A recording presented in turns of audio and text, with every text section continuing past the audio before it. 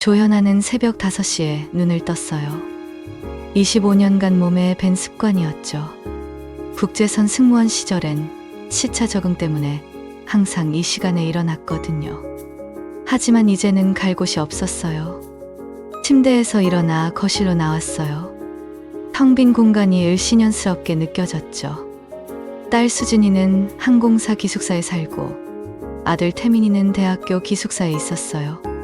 15년 만에 처음으로 혼자인 집이었어요. 부엌으로 향하면서 습관적으로 새 사람 분량의 그릇을 꺼내려다 멈췄어요. 아, 맞다. 이제 저 혼자구나. 가슴이 텅 빈 것 같았어요.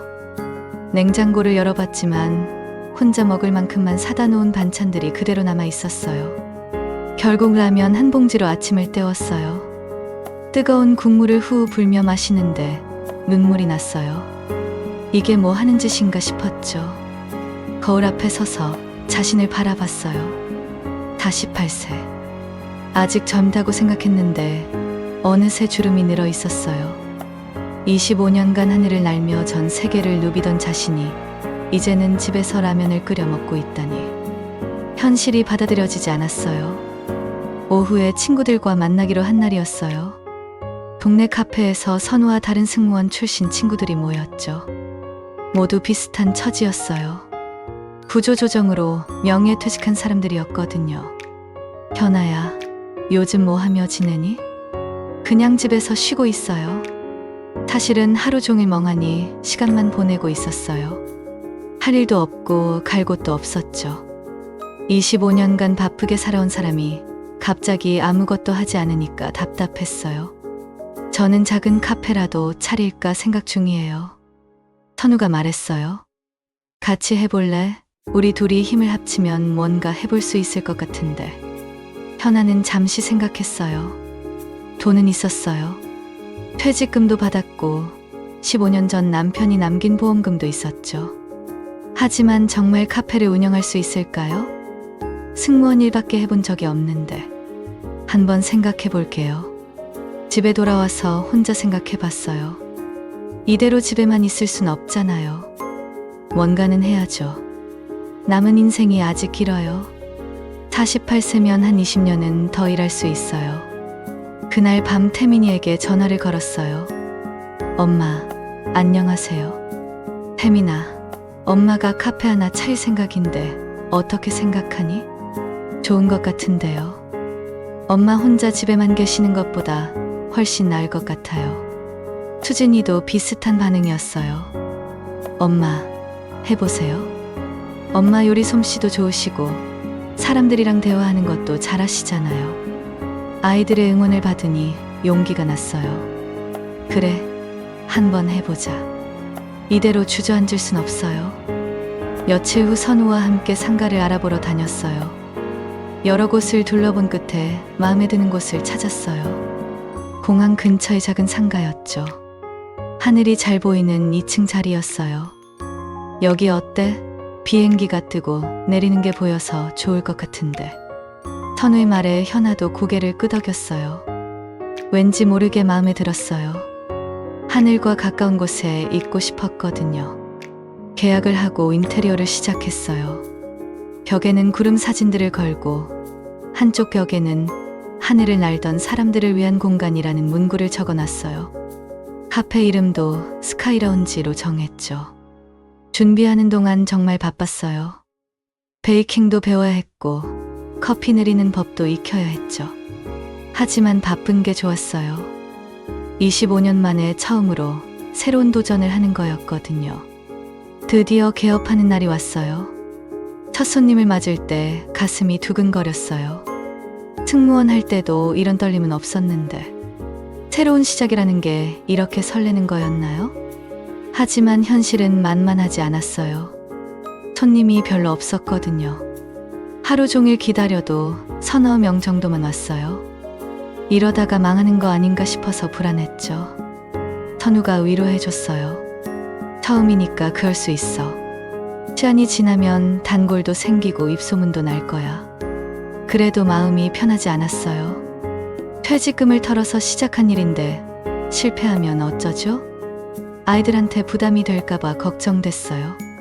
그런 고민을 하며 지내던 어느 날이었어요. 갑자기 가슴이 답답해지고 숨이 가빠왔어요. 스트레스 때문인가 싶었는데 점점 심해졌어요. 선우가 깜짝 놀라서 119에 신고했어요.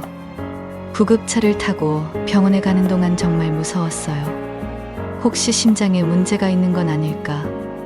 15년 전 남편도 갑자기 쓰러졌잖아요. 응급실에 도착해서 여러 검사를 받았어요.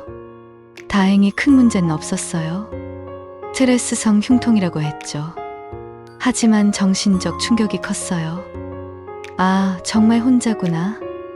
이런 상황에서 챙겨줄 사람이 아무도 없구나. 병원에서 하루 더 지켜보자고 했어요. 밤에 혼자 병실에 누워있으니 더욱 외로웠어요. 천장을 바라보며 생각했어요. 이대로 혼자 늙어가는 건가? 이틀 후 퇴원해서 집에 돌아왔어요. 몸은 괜찮아졌지만 마음이 허전했어요. 카페도 며칠 문을 닫아야 했죠. 선우 혼자서는 감당하기 힘들었거든요. 건강검진을 받아야겠다는 생각이 들었어요. 작년에 받으려다 미룬 검진이 있었거든요. 큰 병원으로 가기로 했어요. 동네 병원이 아니라 제대로 된 곳에서 검사를 받고 싶었죠. 지하철을 2번 갈아타고 겨우 도착했어요. 병원이 정말 컸어요. 사람들로 북적거리고 있었죠. 승무원 할 때도 여러 나라 공항을 다녀봤지만 이런 복잡한 곳은 처음이었어요. 안내 데스크에서 줄을 서서 기다렸어요. 한참을 기다려서 순서가 됐을 때였어요. 건강검진 받으러 왔는데요. 키오스크에서 접수하세요. 직원이 차갑게 대답하며 손으로 가리켜줬어요. 큰 화면에 기계들이 여러 대 있었어요. 현아는 그 앞에 서서 당황했어요. 어디를 눌러야 할지 몰랐거든요. 승무원 할 때는 컴퓨터도 잘 다뤘는데 이런 기계는 처음이었어요. 이곳저곳 눌러봤지만 원하는 화면이 나오지 않았어요. 뒤에서는 사람들이 줄지어 기다리고 있었죠. 어서 하세요. 뒤에 사람들 기다려요. 젊은 직원이 차가운 목소리로 재촉했어요. 현아의 손이 떨리기 시작했어요. 25년간 전 세계를 누비던 자신이 이런 기계 하나 못 다루다니. 눈물이 날 것 같았어요. 죄송해요. 처음이라 잘 모르겠네요. 이렇게 하시면 돼요. 직원이 성급하게 화면을 몇 번 눌렀지만 설명은 없었어요. 현아는 더욱 당황스러웠어요. 번호표도 잘못 뽑았고 검사실도 못 찾아서 복도를 헤맸죠. 바로 그때였어요. 제가 도와드릴까요? 따뜻한 목소리에 현아가 고개를 들었어요. 50대 후반쯤 되어 보이는 남자분이 미소를 지으며 다가오고 있었어요. 박민호였어요. 52세? 현아보다 4살 위였죠. 그도 같은 검진을 받으러 온 참이었어요. 저도 건강검진 받으러 왔는데 처음 오시면 복잡하죠. 민호의 목소리는 정말 따뜻했어요. 현아는 안도감이 들었어요. 네, 정말 복잡하네요. 어디로 가야 할지 모르겠어요. 민호는 현아의 번호표를 보더니 친절하고 자세하게 설명해 줬어요. 키오스크 산 것부터 검사 순서까지 하나하나 알려줬죠. 아까 차가운 직원에게도 부드럽게 말했어요. 저희 나이엔 이런 기계들이 어려워요. 조금만 친절하게 해주시면 고맙겠어요. 직원의 태도가 한결 부드러워졌어요. 민호의 온화한 말투 덕분이었죠. 엘리베이터 안에서 민호가 자연스럽게 말을 걸었어요. 저는 박민호라고 해요. 강서구에 살고 있어요. 저는 조현아예요. 강서구 씨라고요? 저도 강서구예요. 그래요? 그럼 이웃이네요. 검진 절차 내내 민호는 현아 옆에서 챙겨주고 안내했어요. 마치 가족처럼 세심하게 도움을 줬죠. 복잡한 검사실들을 찾아다닐 때마다 민호가 길을 안내해줬어요. 검진복으로 갈아입는 곳도 각종 검사실 순서도 모두 알려줬어요. 혈액 검사를 받을 때 현아가 주사를 무서워하자 옆에서 말을 걸어줬어요. 금방 끝날 거예요. 괜찮아요. 위내시경 검사 전에는 물도 가져다 주고 검사 후에는 휴식 공간까지 안내해줬어요. 정말 친절하고 세심한 배려였어요. 모든 검진이 끝나고 1층 로비에 내려왔을 때 현아는 진심으로 감사를 표했어요. 정말 고맙습니다. 덕분에 무사히 마칠 수 있었어요. 아니에요. 당연한 일이죠. 민호는 자연스럽게 제안했어요. 혹시 괜찮으시면 커피 한잔 하실까요? 검진 받느라 고생하셨네요. 현아는 잠시 망설였어요. 처음 만난 분과 커피를. 하지만 거절하기엔 너무 고마웠어요. 병원 내 카페에서 자리를 잡고 앉았어요. 따뜻한 아메리카노를 마시며 대화가 시작됐어요.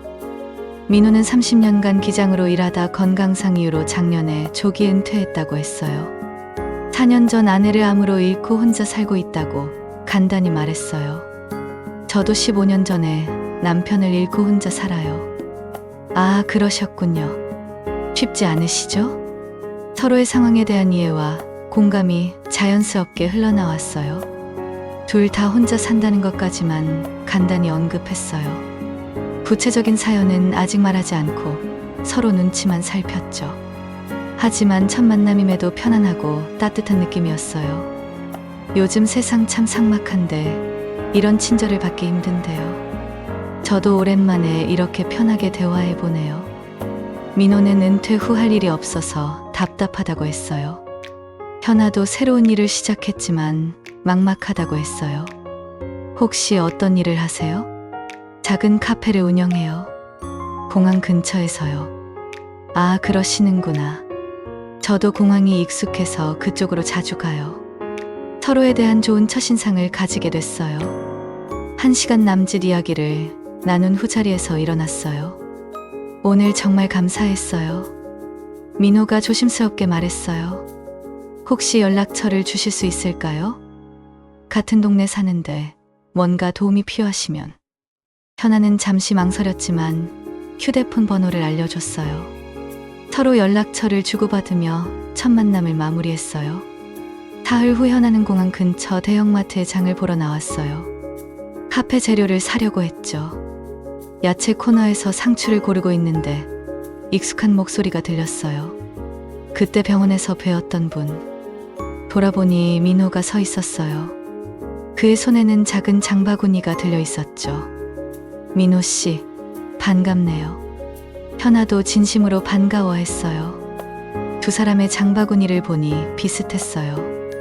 혼자 먹을 만한 것들만 조금씩 들어있었죠. 김치 한 포기, 두부 한 모, 달걀 한 판.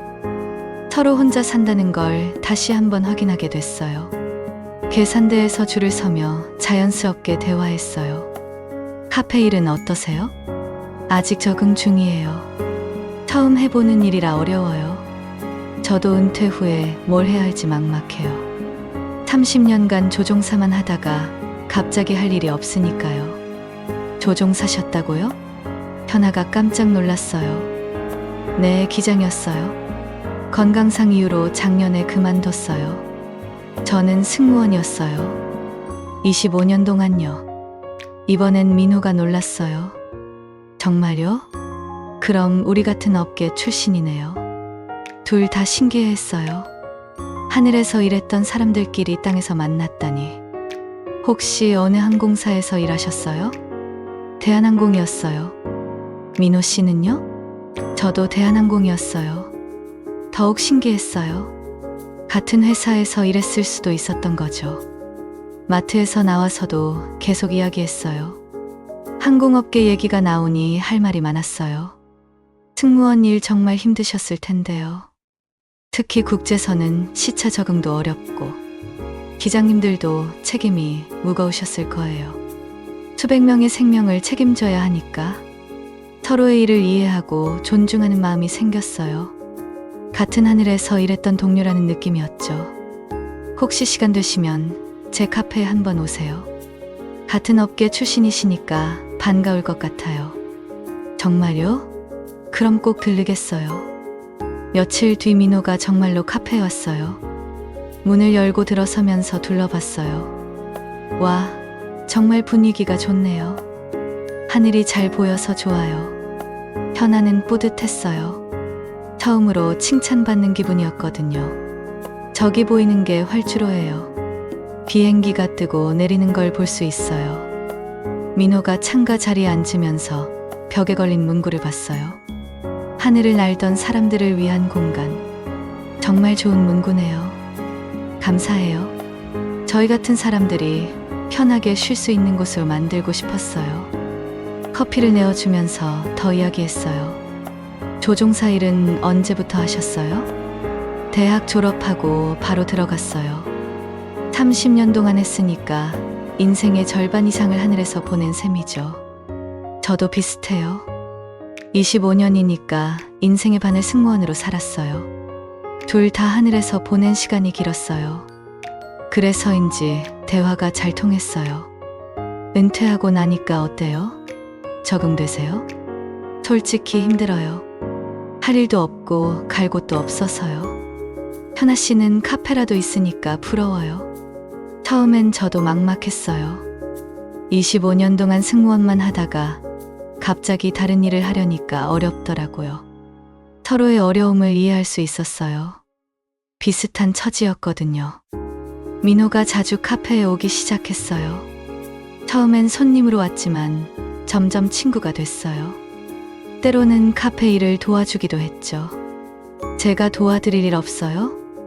집에만 있으니까 심심해서요. 정말요? 그럼 손님 많을 때 도와주시면 감사하겠어요. 민호는 손님들에게 커피를 나르고 테이블을 치우는 일을 도와줬어요. 조종사 출신이라서 차분하고 꼼꼼했어요. 손님들도 민호를 좋아했죠. 사장님, 남편분이 정말 친절하시네요. 손님이 그렇게 말할 때마다 현아와 민호는 당황했어요. 아니에요. 남편이 아니에요. 그냥 도와주시는 분이에요. 하지만 속으로는 나쁘지 않은 기분이었어요. 혹시 다른 사람들이 보기에 우리가 부부 같아 보이나?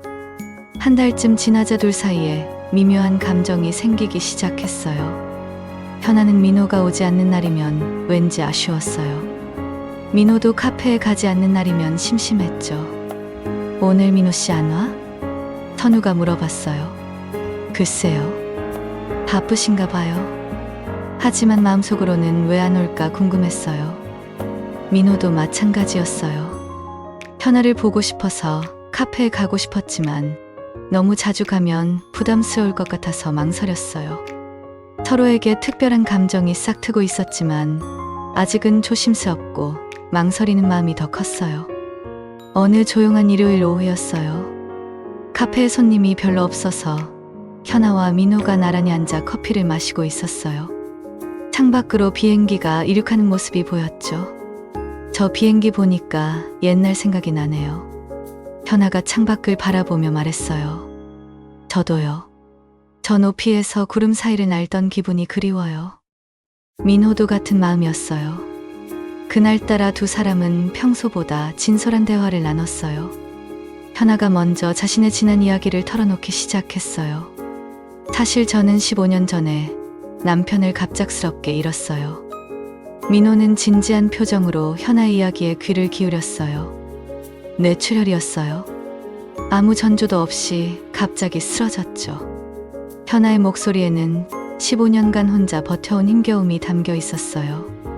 그때 수진이는 중학생, 태민이는 초등학생이었어요. 정말 막막했죠. 아이들 학비, 생활비 모든 게 현아 몫이었어요. 승무원 일을 계속하면서 아이들을 키우는 게 얼마나 힘들었는지 얘기했어요. 국제선 비행하고 돌아오면 시차 때문에 몸이 엉망이었는데 아이들은 돌봐야 했거든요. 밤늦게 비행해서 돌아와서도 아이들 숙제를 봐주고 다음날 도시락을 싸주던 일상들. 그때는 어떻게 살았나 싶어요. 아이들한테 미안하기도 하고 제가 아버지 역할까지 해야 한다는 부담감도 컸고요. 민호는 현아의 이야기를 들으며 마음이 아팠어요. 그 어린 나이에 홀로 두 아이를 키운다는 게 얼마나 힘들었을지 상상이 됐거든요.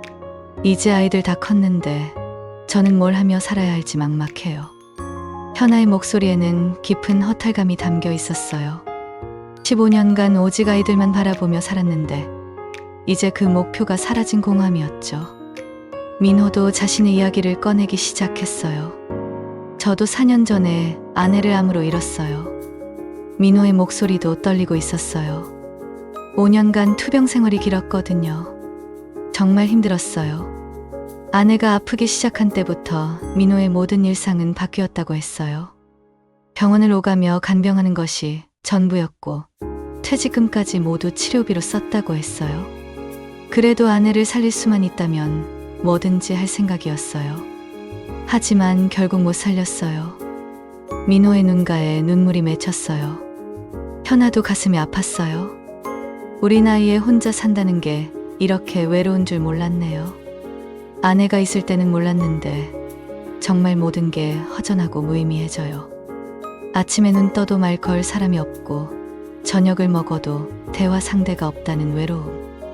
텔레비전을 봐도 혼자 웃고 아파도 혼자 끙끙 앓아야 하는 현실들. 서로의 아픔을 이해하고 위로하는 관계로 발전하고 있었어요. 같은 처지에서 느끼는 깊은 공감대가 형성됐어요. 두 사람은 서로를 바라보며 말없는 위로를 전했어요. 이제는 단순한 이웃이 아닌 특별한 의미를 가진 사람이 되어가고 있었죠. 서로의 아픈 과거를 나눈 후 두 사람의 관계는 한층더 깊어졌어요. 현아는 집에 혼자 있을 때도 자꾸 민호 생각이 났어요. 이 나이에 무슨 연애? 스스로에게 말하면서도 설레는 마음을 숨길 수 없었어요. 만날 때마다 옷차림에 신경 쓰게 됐어요. 거울 앞에서 이 옷 저 옷 입어보며 고민하는 자신을 보고는 웃음이 나왔어요. 이게 뭐 하는 짓이야? 하지만 민호를 만날 생각에 가슴이 두근거렸어요. 민호에게서 문자가 오면 어떻게 답장할지 한참을 고민했어요. 너무 적극적이면 안 되고 너무 차갑게 하면 또 이상할 것 같고 친구들에게는 말할 수 없는 비밀이었어요. 48세의 사랑이라니 스스로도 믿기지 않았어요. 하지만 민호와 있을 때만큼은 15년 만에 처음으로 여자로서의 설렘을 느꼈어요. 죽어있던 감정들이 다시 살아나는 것 같았어요. 민호도 마찬가지였어요. 현아와 있을 때만 웃게 되고 하루가 기대되기 시작했어요.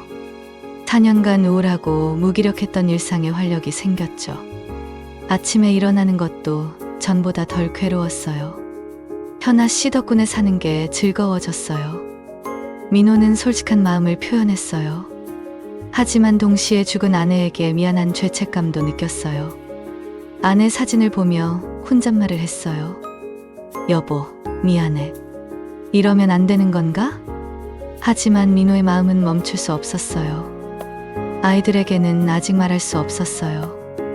어떻게 받아들일지 걱정됐거든요. 그래도 현아와 함께하는 시간만큼은 정말 행복했어요. 오랜만에 남자로서의 감정을 느끼고 있었어요. 두 사람 모두 조심스럽지만 확실해져가는 마음을 느끼고 있었어요. 이제 단순한 우정이 아닌 사랑의 감정이 싹트고 있었죠. 어느 금요일 밤 11시경이었어요. 민호는 혼자 집에서 텔레비전을 보다가 갑자기 가슴에 찌릿한 통증을 느꼈어요. 처음에는 단순한 근육통이라고 생각했어요. 하지만 통증이 점점 심해지더니 호흡도 가빠졌어요. 이게 뭐지? 식은땀이 흐르기 시작했어요. 혼자 사는 민호에게는 이런 상황이 정말 무서웠어요.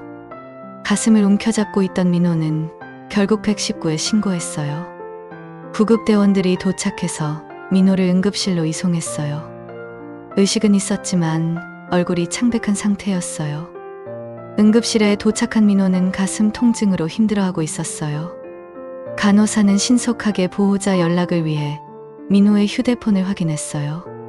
최근 통화 내역을 보니 조 씨라는 이름이 가장 자주 보였어요. 가족보다도 더 최근에 더 자주 연락한 번호였죠. 간호사는 응급 상황 프로토콜에 따라 바로 연락을 취했어요. 밤 12시가 넘은 시각 현아의 휴대폰이 울렸어요. 모르는 번호였지만 이상해서 받았어요. 여보세요? 안녕하세요. 병원 응급실입니다. 현아가 깜짝 놀랐어요. 네, 병원이요? 박민호 환자분의 휴대폰에서 연락처를 확인했는데요. 지금 응급실에 계신데 보호자가 필요한 상황입니다. 현아의 가슴이 철렁 내려앉았어요. 민호 씨가요? 무슨 일이에요? 가슴 통증으로 이송되셨는데 가족분들이 멀리 계셔서 혹시 오실 수 있으세요? 현아는 잠옷 차림에 겉옷만 걸치고 급히 병원으로 달려갔어요. 택시를 타고 가는 동안 온갖 걱정이 머릿속을 스쳤어요. 응급실에서 기다리고 있는 민호를 보니 가슴이 철렁했어요. 민호 씨, 괜찮으세요? 많이 아프세요? 현아의 목소리에는 진심 어린 걱정이 담겨 있었어요. 민호는 현아를 보고 안도의 표정을 지었어요. 현아 씨, 이렇게 늦은 시간에 와주셔서 고마워요.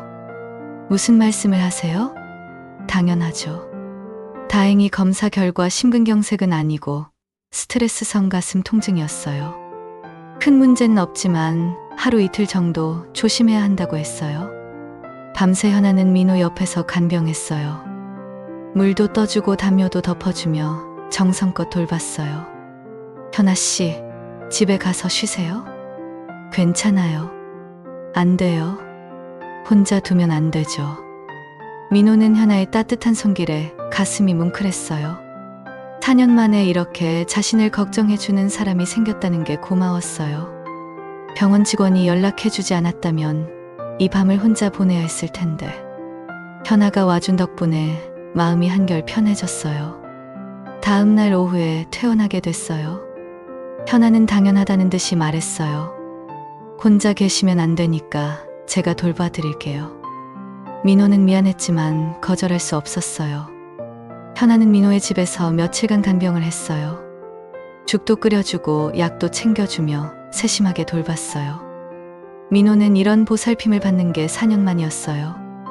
아내가 아플 때는 자신이 간병했는데 이제는 자신이 돌봄을 받고 있었어요. 정말 고마워요. 어떻게 보답을 해야 할지. 무슨 말씀을 하세요? 당연한 일이죠. 셋째 날 저녁이었어요. 현아는 앞치마를 두르고 부엌에서 저녁 준비를 하고 있었죠.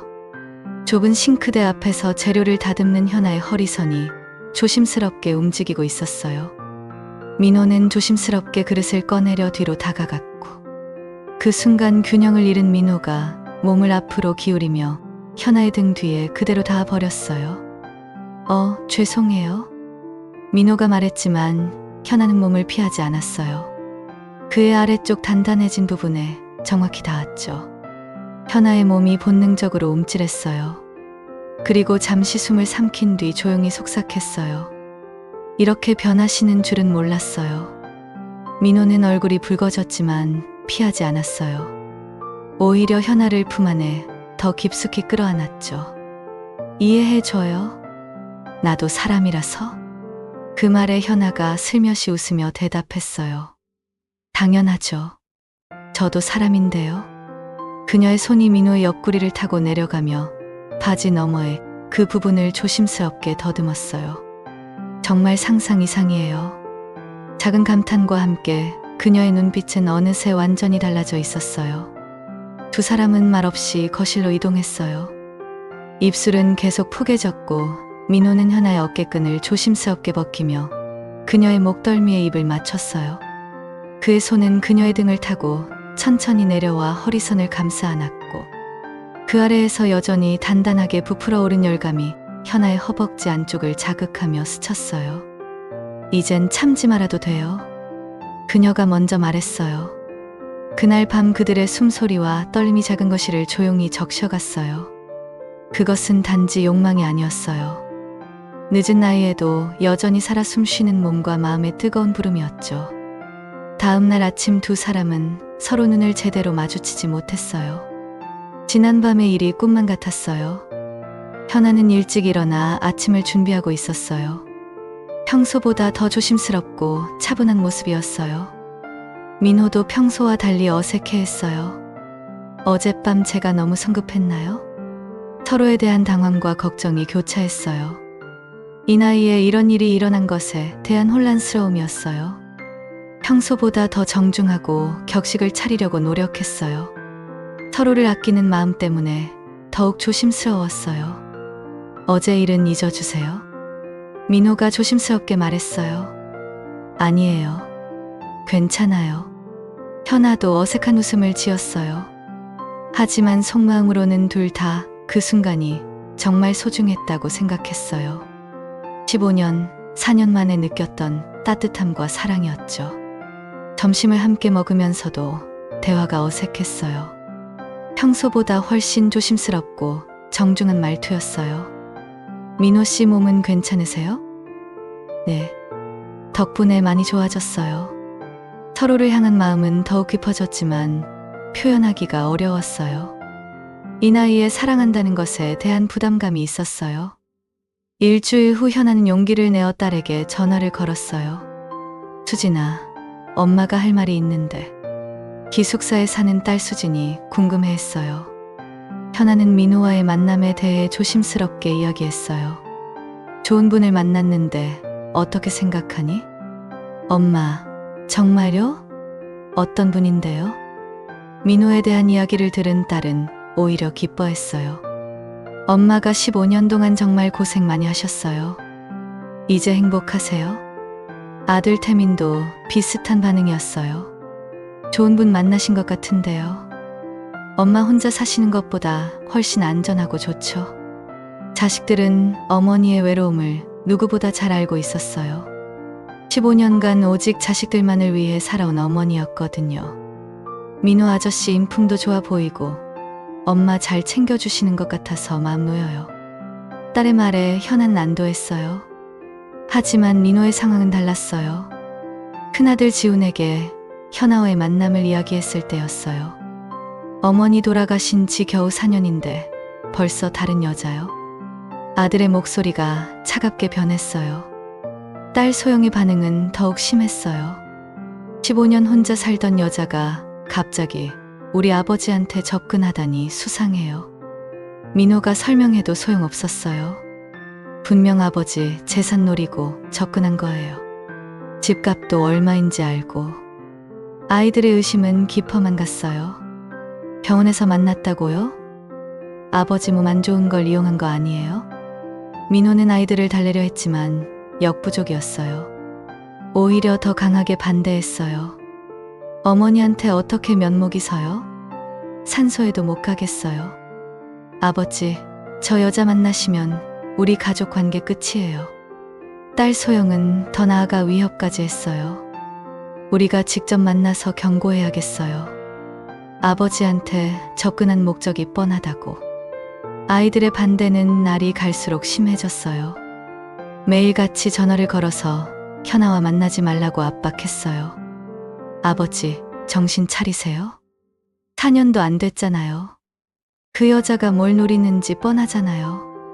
민호는 점점 괴로워졌어요. 아이들과 현아 사이에서 갈등하는 게 너무 힘들었어요. 가장 걱정되는 것은 아이들이 현아에게 직접 나쁜 말을 할까 봐서였어요. 애들이 현아 씨한테 직접 나쁜 소리 하면 어떡하지? 상처받을 텐데. 민호는 밤잠을 이루지 못했어요. 아내에 대한 죄책감과 아이들의 압박 그리고 현아에 대한 사랑 사이에서 괴로워했어요. 진짜 이유 말하면 현아 씨만 더 상처받고 괴로울 거야.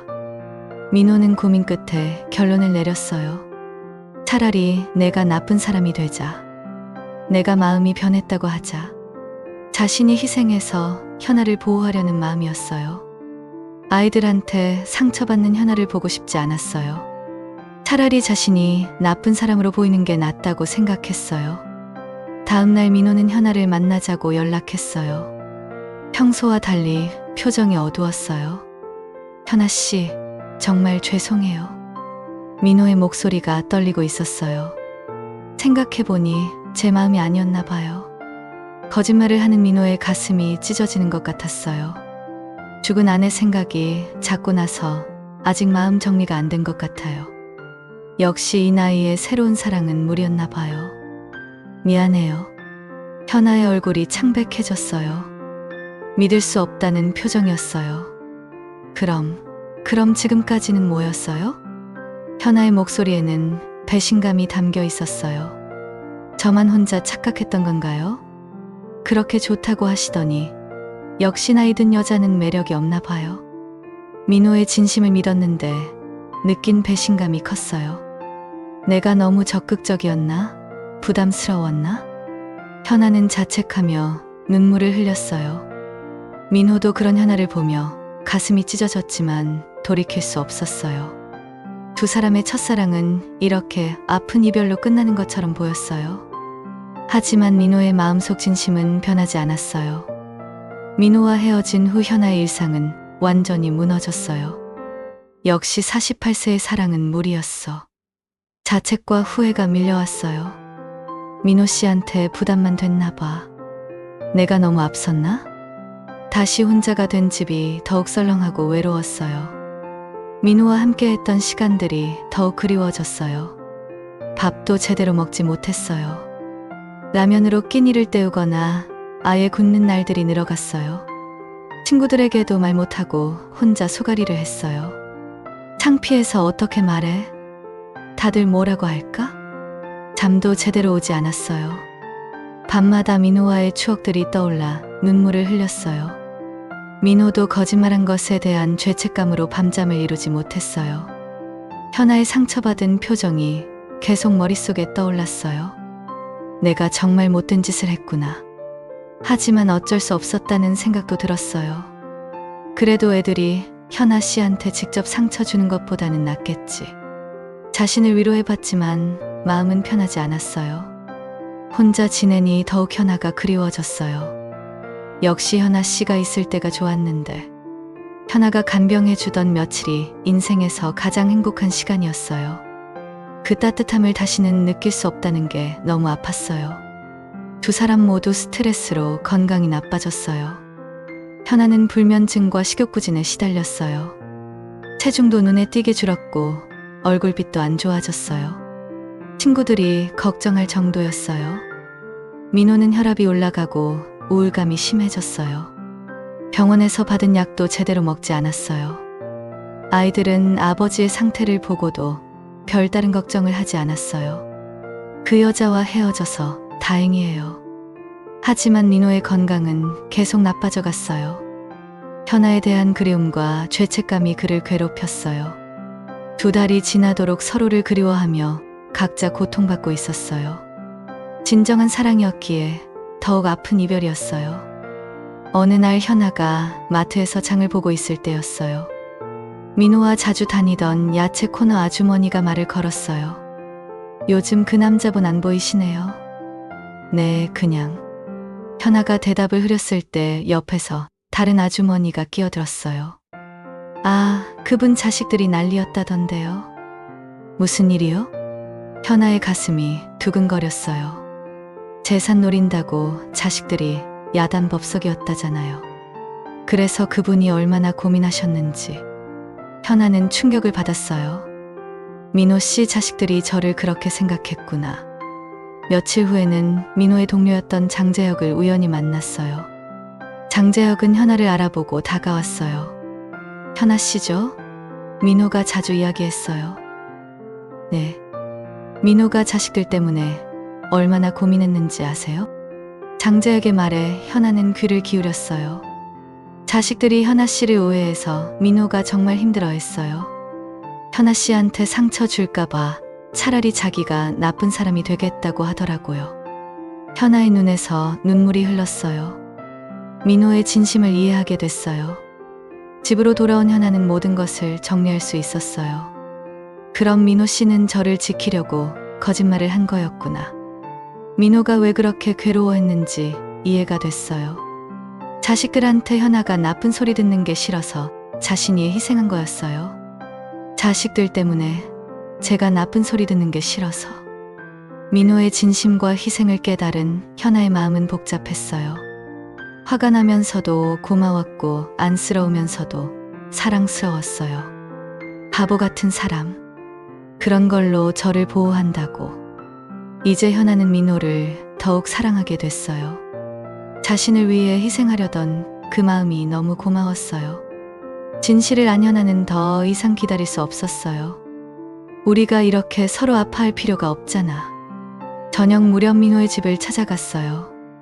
떨리는 마음으로 현관문을 두드렸어요. 문을 연 민호는 깜짝 놀랐어요. 현아 씨, 어떻게? 민호 씨, 진실을 알았어요. 현아의 눈에는 확신이 담겨 있었어요. 거실에 앉은 두 사람은 오랜만에 마주봤어요. 민호는 여전히 당황스러운 표정이었어요. 자식들 때문에 거짓말하신 거죠? 현아가 직접적으로 물었어요. 민호의 얼굴이 굳어졌어요. 저를 보호하려고 자신이 나쁜 사람이 되신 거죠? 현아의 목소리에는 확신과 애정이 담겨 있었어요. 민호는 더 이상 숨길 수 없었어요. 미안해요.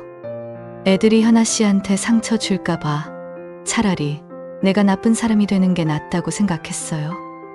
민호의 목소리가 떨렸어요. 바보 같은 사람. 현아가 눈물을 흘리며 말했어요. 그런 걸로 저를 보호한다고요? 우리 나이에 자식 눈치 보며 살 거예요? 현아 씨, 정말 미안해요. 민호가 진심으로 사과했어요. 저는 한순간도 현아 씨를 잊은 적이 없어요. 오히려 더 사랑하게 됐어요. 현아도 마음을 열었어요. 저도요. 민호 씨를 더 사랑하게 됐어요. 우리도 행복할 권리 있잖아요. 현아의 말에 민호도 고개를 끄덕였어요. 두 사람은 서로를 꼭 안았어요. 두 달의 아픔이 녹아내렸어요. 이제 어떻게 할까요? 민호가 걱정스럽게 물었어요. 같이 맞서요. 우리가 진심으로 사랑한다는 걸 보여줘요. 현아의 목소리에는 결연함이 담겨 있었어요. 현아 씨는 내가 아플 때 가족보다 더 잘 돌봐주셨어요. 반대해도 우리는 함께 할 거예요. 우리도 행복할 권리가 있어요. 처음에는 강하게 반대하던 자녀들도 시간이 지나면서 변화했어요. 민호의 달라진 모습을 목격하게 됐어요. 아버지가 정말 행복해 보이시네. 딸 소영이 먼저 마음을 열기 시작했어요. 현아의 진시한 마음과 헌신적인 돌봄을 보면서 오해가 풀렸어요.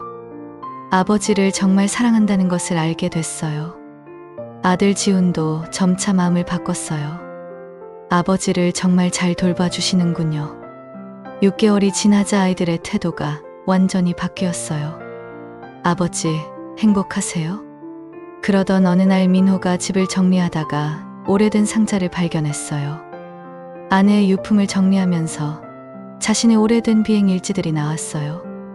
30년간의 비행 기록이 빼곡히 적혀 있었어요. 민호는 추억에 잠겨 페이지를 넘기고 있었어요. 그때 한 페이지에서 눈길을 끄는 이름을 발견했어요. 조현아. 1998년 7월 15일 인천 파리 노선. 승무원 명단에 조현아라는 이름이 적혀 있었어요. 민호는 깜짝 놀랐어요. 혹시 그 현아 씨일까? 더 찾아보니 1999년 3월부터 2003년 5월까지 같은 노선에서 수십 번 함께 비행한 기록이 있었어요. 민호는 가슴이 두근거렸어요. 정말 우연의 일치일까? 아니면 운명일까? 다음날 민호는 비행 일지를 들고 카페로 갔어요. 현아 씨, 잠깐 보여드리고 싶은 게 있어요. 뭔데요? 민호가 비행 일지를 펼쳐 보였어요. 여기 보세요. 1998년부터 2003년까지 인천 파리 노선에서 조현아라는 승무원과 함께 비행한 기록이 있어요. 현아가 놀란 표정으로 일지를 봤어요. 설마 저요? 맞아요. 우리 이미 25년 전에 만났던 거예요. 현아도 기억을 더듬어 봤어요. 그 시절 인천 파리 노선에서 일했던 기억이 났어요. 맞아요. 저 그때 그 노선에서 일했어요. 두 사람은 서로를 바라보며 감격했어요. 그럼 우리는 하늘에서 이미 수백 건 만났던 거네요. 정말 신기해요. 25년 전에 같은 하늘을 날았던 우리가 땅에서 다시 만나다니. 민호가 더 놀라운 사실을 말했어요. 현아 씨, 혹시 구름 위에 왈츠하는 클래식 음악 아세요? 네, 제가 제일 좋아하는 곡이에요. 왜요? 그 음악이 바로 인천 파리 노선의 기내 음악이었어요. 제가 직접 선곡한 거였어요. 현아는 감동받았어요. 그래서 그 음악을 들을 때마다 왠지 모르게 그리운 기분이 들었나 봐요. 두 사람은 깨달았어요. 25년 전부터 이미 운명의 끈으로 연결되어 있었다는 것을. 하늘에서 만났던 우리가 땅에서 다시 만난 거네요. 민호가 감격하며 말했어요. 정말 운명인 것 같아요. 현아도 눈물을 글썽이며 대답했어요. 챕터 9 새로운 시작. 1년 후 두 사람은 작은 결혼식을 올렸어요. 가족과 가까운 친구들이 축복해줬어요. 현아의 자녀들은 처음부터 찬성했고 민호의 자녀들도 이제는 진심으로 축하해줬어요. 늦었지만 정말 좋은 인연을 만나셨네요. 결혼식장은 공항 근처 호텔이었어요. 창밖으로 비행기가 뜨고 내리는 모습이 보였어요. 하늘에서 시작된 인연이니까 하늘이 보이는 곳에서 결혼식을 올리고 싶었어요. 현아의 말에 하객들이 감동받았어요. 장재혁이 축사를 했어요. 두 분은 25년 전부터 같은 하늘을 날던 운명이었습니다. 이제 땅에서 함께 새로운 인생을 시작하시길 바랍니다. 선우도 축하해줬어요. 현아야, 정말 행복해 보여. 이제 혼자가 아니야. 결혼식 후 두 사람은 짧은 신혼여행을 떠났어요. 제주도였어요. 바다가 보이는 곳에 서서 현아가 말했어요. 48세에 찾은 진정한 동반자네요. 52세에 찾은 새로운 출발이에요. 민호도 웃으며 대답했어요. 늦었다고 생각할 때가 가장 빠른 때예요. 현아의 말에 민호도 고개를 끄덕였어요. 나이는 숫자일 뿐 진정한 사랑에는 정년이 없다는 걸 깨달았어요. 신혼여행에서 돌아온 후 두 사람은 함께 카페를 운영하기 시작했어요. 민호의 항공 경험과 현아의 서비스 경험이 잘 어우러졌어요. 카페에는 항공업계 사람들이 많이 찾아왔어요. 은퇴한 조종사들, 승무원들, 항공정비사들까지. 모두들 두 사람의 사랑 이야기에 감동받았어요. 정말 로맨틱한 사랑이에요. 하늘에서 만나서 땅에서 결실 맺다니. 손님들이 부러워하며 말했어요. 현아와 민호는 벽에 새로운 문구를 걸었어요. 운명은 하늘에서 정해진다. 그 아래에는 두 사람이 함께 찍은 사진과 오래된 비행일지 한 페이지가 액자에 담겨 있었어요. 1998년 7월 15일의 기록이었죠. 저녁에 집에 돌아와 나란히 앉아 차를 마시며 현아가 말했어요. 15년간의 외로움이 이제 끝났네요. 4년간의 쓸쓸함도 끝났어요. 민호도 웃으며 대답했어요. 이제 아침에 눈을 떠도 옆에 사랑하는 사람이 있고 저녁을 먹어도 대화할 상대가 있었어요. 텔레비전을 봐도 함께 웃을 수 있고 아파도 서로 돌봐줄 수 있었어요. 48세와 52세의 늦은 사랑은 이렇게 아름다운 결실을 맺었어요. 우리가 25년 전에 하늘에서 만났을 때 이런 날이 올 줄 알았을까요? 현아가 창밖을 바라보며 말했어요. 멀리 공항에서 비행기 한 대가 막 이륙하고 있었어요. 몰랐겠죠. 하지만 운명은 이미 정해져 있었나 봐요. 민호도 그 비행기를 바라보며 대답했어요. 그때 그 하늘에서 우리는 이미 연결되어 있었던 거네요. 두 사람은 손을 잡고 하늘을 올려다봤어요. 저 높은 곳에서 시작된 인연이 이제 땅에서 아름다운 사랑으로 피어났어요. 황혼에도 새로운 사랑과 행복이 충분히 가능하다는 희망적인 결말이었어요. 두 사람은 서로의 손을 잡고 새로운 인생을 시작했어요. 15년간의 외로움과 4년간의 쓸쓸함을 뒤로하고 진정한 행복을 찾았어요. 나이는 중요하지 않았어요. 진정한 사랑 앞에서는 48세도 52세도 그저 숫자일 뿐이었어요. 하늘에서 시작되어 땅에서 완성된 그들의 사랑은 많은 사람들에게 희망을 주었어요. 늦었다고 생각할 때가 가장 빠른 때라는 것을, 진정한 사랑에는 나이도, 시간도 장벽이 될 수 없다는 것을 보여준 아름다운 이야기였어요.